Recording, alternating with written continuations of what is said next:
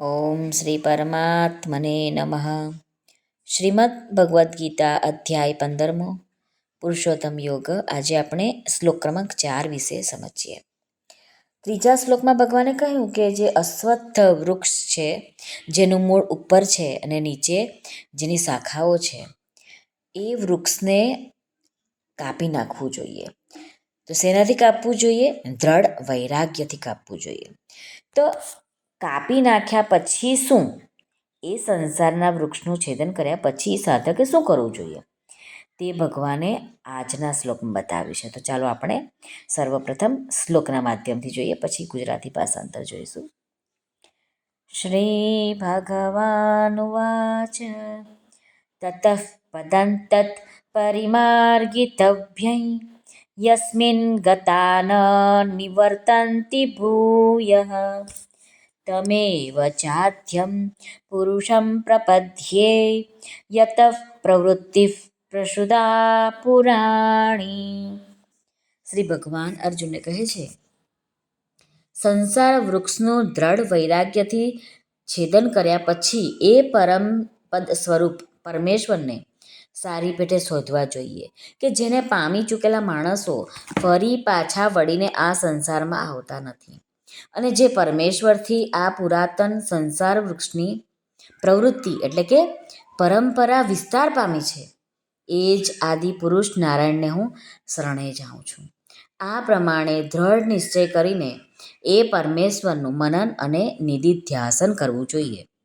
આ સંસારને પોતાનો માનવાથી જ આપણને નિત્ય પ્રાપ્ત છે એવા પરમાત્મા આપણને અપ્રાપ્ત દેખાય છે. અપ્રાપ્ત સંસાર છે તે આપણને પ્રાપ્ત લાગે છે. એટલા માટે પરમપદ એટલે કે પરમાત્માને તત આ પદથી ભગવાન કહે છે કે જે પરમાત્મા નિત્ય પ્રાપ્ત છે એની જ પૂરી રીતે શોધખોળ કરવી જોઈએ. તો શોધખોળ કોની થાય? તો જે પહેલેથી જ અસ્તિત્વમાં છે. પરમાત્મા અનાદિ અને સર્વત્ર પરિપૂર્ણ છે. આથી તેમને શોધખોળ કરવી જોઈએ, એનું અહીં આ કહેવામાં આવ્યું છે. જે સંસાર કદી પોતાનો હતો નહીં, રહે નહીં અને થશે પણ નહીં, તેનો આશ્રય લઈને જે પરમાત્મા સદાયથી પોતાના છે, પોતાનામાં છે ને અત્યારે છે, એમનો આશ્રય લેવો એ જ એમની શોધખોળ છે. આપણને બધાને એમ લાગે છે કે જેવી રીતે બીજી બધું વસ્તુઓ ખરીદી શકાય છે એ રીતે પરમાત્મા પણ ખરીદી લેવાશે. કેવી રીતે? તો કે આપણે દ્રઢ આશ્રય કરીને, સાધન કરીને, ભગવાનનું નામ જપ કરીને. પણ એવું નથી. નામ જપ કરવાથી તો આપણને અભિમાન થાય છે કે હું આટલા જપ કરું છું. પરમાત્મા તો ત્યારે પ્રાપ્ત થાય છે જ્યારે કૃપા થાય છે પરમાત્માની. પોતે સ્વયં બીજા સાધનને દૂર કરીને પરમાત્માનું જ ચિંતન કરીને પછી જો પરમાત્માની કૃપા થાય તો જ પરમાત્મા મળે, પરમપદ મળે. પરમાત્માની પ્રાપ્તિ એ કોઈ કર્મનું ફળ નથી, ભલે તે કર્મ ગમે તેટલું શ્રેષ્ઠ કેમ ના હોય. કારણ કે કર્મ જે શ્રેષ્ઠ કર્મ છે એનો પણ આરંભ અને અંત હોય છે. આથી એ કર્મનું ફળ નિત્ય હોઈ જ ના શકે. શરીર સાથે મારો કોઈ સંબંધ નથી, આ સંસાર સાથે મારો કોઈ સંબંધ નથી. આ જો અનુભવ થાય તો જ આ સંસાર વૃક્ષનું છેદન થાય અને હું પરમાત્માનો અંશ છું. આ જો આપણે માની લઈએ તો જ પરમપદ આપણને મળે અને એ પરમાત્માની અનુભૂતિ આપણને થઈ જાય.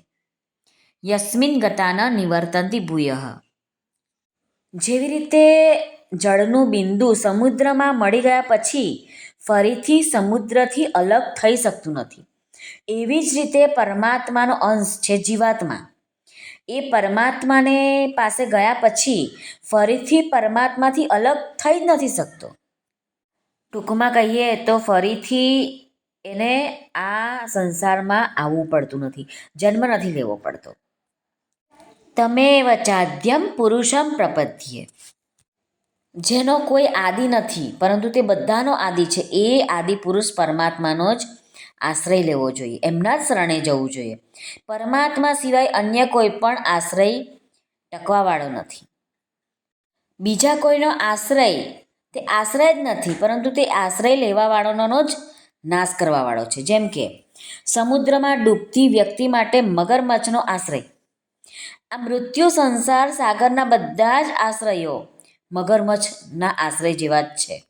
આથી મનુષ્યે વિનાશી સંસારનો આશ્રય ન લઈને અવિનાશી પરમાત્માનો જ આશ્રય લેવો જોઈએ. યત પ્રવૃત્તિ પ્રસૃતા પુરાણી. આ સકળ સૃષ્ટિના રચયિતા એક પરમાત્મા જ છે. મનુષ્ય અવતાર ધારણ કરીને બ્રહ્મા પડી જાય છે અને આ સંસારિક પદાર્થોના સુખોને જોઈને સંસાર તરફ એટલો આગળ વધી જાય છે, સંસારની વસ્તુ તરફ એટલો આકર્ષિત થઈ જાય છે અને સંસારના રચયિતા પરમાત્માને ભૂલી જાય છે કે આ જે સારી વસ્તુ બનાવી છે તો એ કોણે બનાવી છે? પરમાત્માને બનાવી છે. એટલે કે પરમાત્માએ બનાવી છે, આપણે એમને ભૂલી જઈએ છીએ અને જે સારી વસ્તુ છે એને આપણે યાદ રાખીએ છીએ.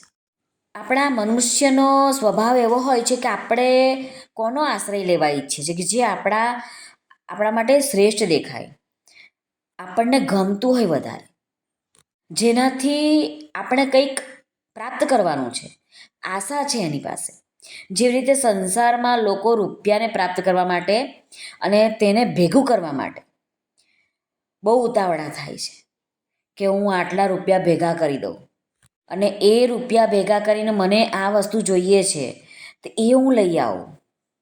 આપણે બધા એમ વિચારીએ છીએ કે પૈસાથી જ આપણી બધી ઈચ્છાઓ પૂરી થશે અને જો મારી ઈચ્છાઓ બધી પૂરી થશે તો જ હું સુખી થઈ શકીશ, પરંતુ એવું નથી.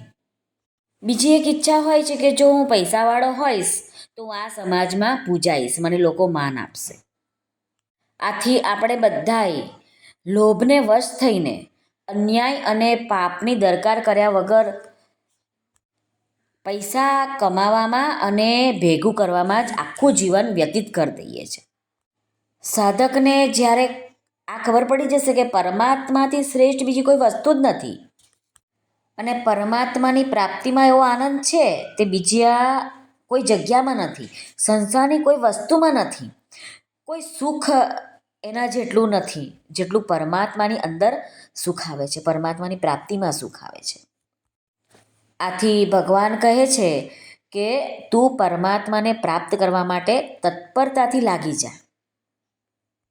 શ્રી કૃષ્ણ અર્પણમસ્તુ. સર્વને ભાવથી જય શ્રી કૃષ્ણ. રાધે રાધે. હરિઓમ તત્સત. જય ગુરુદેવ દત્ત. જય સ્વામિનારાયણ. જય માતાજી. નમઃ પાર્વતી પતે. હર હર મહાદેવ. હર સિદ્ધેશ્વર મહાદેવની જય. આજના આનંદની જય.